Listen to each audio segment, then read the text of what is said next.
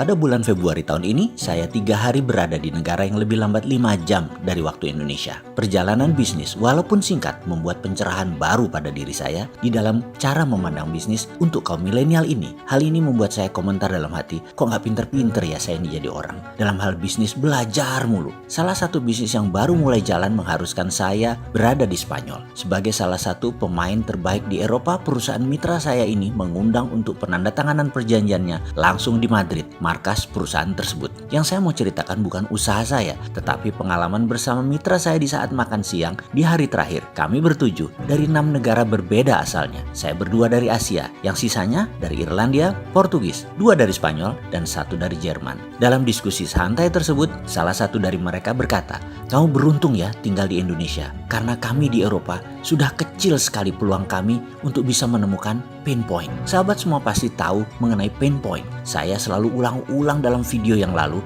kemampuan melihat pain atau titik derita ini pada sebuah masalah dan menemukan solusinya, itu adalah peluang bisnis yang luar biasa besarnya. Kita review sebentar tentang pain point. Misalnya, macetnya Jakarta dan masalah distribusi barang sehingga melahirkan industri yang namanya GoFood, GoShop dari Gojek, GrabFood, dan lain sebagainya adalah kemampuan mereka melihat pain point. Itu pelajaran singkat mengenai pain point ini. Catatan penting, semakin besar masalah yang diselesaikan atau terobosan untuk mempermudah hidup, akan semakin besar profit atau keuntungan menyertainya juga. Juga semua ini besar nilainya untuk bisnis Anda. Seperti Apple Incorporated lakukan dengan iPhone yang menggabungkan telepon dengan semua aplikasi adalah solusi memindahkan semua tools ke tangan. Membuat Apple Incorporated sekarang nilainya $1.000 billion market capitalization-nya. Ini sama dengan 50 kali APBN Indonesia yang 2.000 triliun rupiah. Juga kalau dibandingkan BUMN Indonesia, Apple itu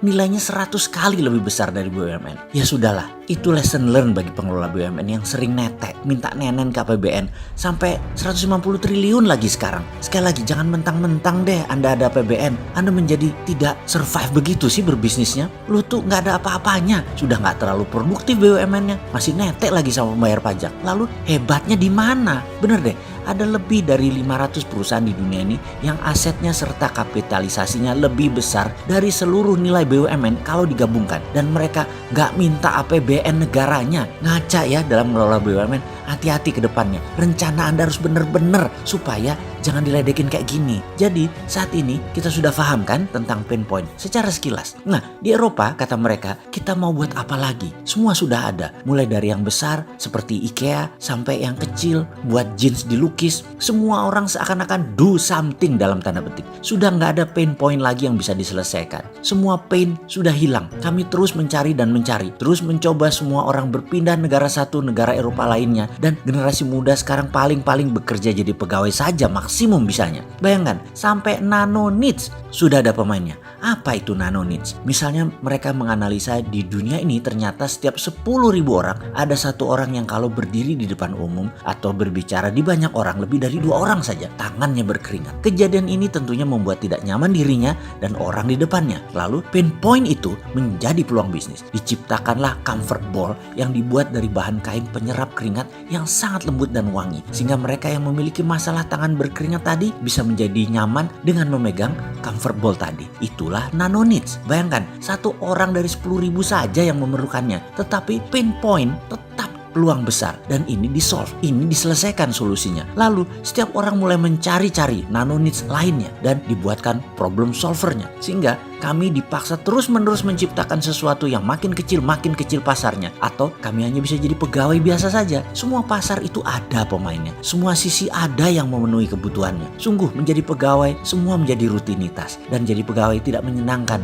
dalam jangka panjang. Kami selalu membayangkan Asia seperti Indonesia. Wih, pasti enak banget di Indonesia. Surga, di mana-mana masih banyak peluang, masih major needs bahkan belum ada yang memainkannya. Di mana-mana banyak pain point yang masih bisa menjadi peluang dan masih banyak yang harus diselesaikan. Beruntungnya ya kalian itu hidup di wilayah economic growth. Sumber daya manusianya ada dan muda lagi, rata-rata 27 tahun usia demografiknya. Ada sumber alam yang luar biasa banyaknya. Pasti semua orang bergairah sekali ya di Indonesia itu. Saling isi, saling menutupi semua pain point. Mendengar itu saya tertawa dalam hati. Mana ada yang mikirin pain point di Indonesia, yang ada hanya mikirin politik. Gak ada terobosan solusi ekonomi bernegara karena mereka terlalu memuja obor dan IMF. Rakyat di mana-mana bicaranya dan komentarnya hanya politik. Gak ada tuh yang mau bekerja berkreasi menciptakan solusi dari pain point ini, bro. Lu pade aja masuk Indonesia lagi deh, jajah lagi deh tuh Indonesia daripada dijajah Tiongkok. Jorok orangnya, bener ya. Jangan-jangan lebih enak dijajah Eropa. Seenggaknya pada minta kawin sama bule Eropa, cowok ceweknya. Kawin campuran itu biar turunannya pada keren-keren, jadi pada Indo.